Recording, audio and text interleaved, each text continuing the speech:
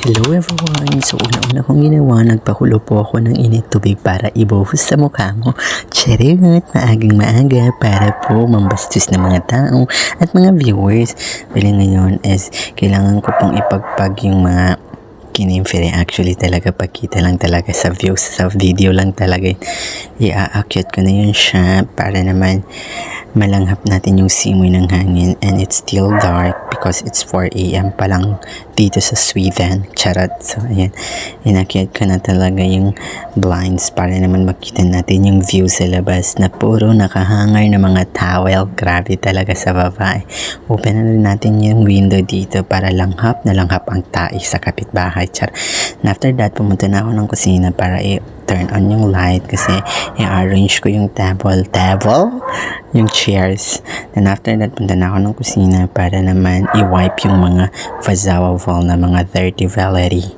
And after that, pakinggan yung mabuti kung paano ako mag-sing. Charot. Wala kayong maririnig kung hindi boses ko lang talagang nagvo-voice over. Hindi ko na talaga alam kung anong gagawin ko. Ayan, hinugasan ko na rin kung ano yung dapat hugasan. Actually, yung towel hinugasan ko kasi pinampunas ko siyaan. So, wala kang magagawa kung pupunasan ko yan. Sino ka ba? Bakit lagi kayong nanonood? After that, ayan, kukunin ko na yung uniform ng aking pamangkin para akin siyang plansyahin. Pupunta ako ng labas. Tapos, ayan na siya. Ang pretty talaga. Can you please turn on the light? Ayan, naka-turn on na yung light. Bali, ayan, ilalapag ko na siya sa ironing board, and after that, babalik ako kasi para magluluto na naman ako ng egg. So, ayan, ibubuhos ko muna yung pinakuluan kong water.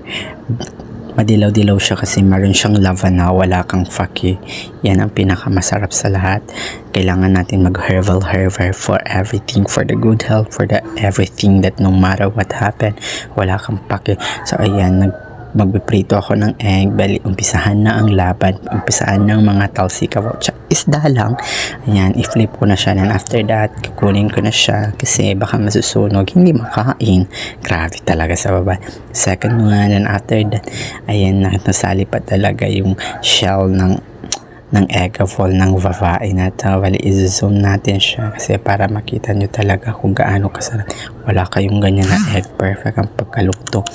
Maya-maya, pwedeng kunin mo na. Ayan, lagyan mo na natin ang magic sarap bago natin ilaktawan yung everything, and no matter what happen and subscribers and everything.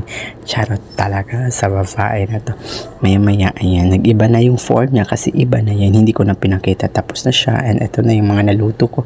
After that, nilutuin ko na naman ng pang snacks si Moad sa school. Then after that, bumalik na ako para mag-plancha.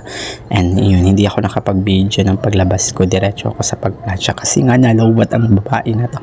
Kaya hanggang dito na lang, sana i-follow nyo ako at i-ano pa, bukod sa follow, share na rin. Bye.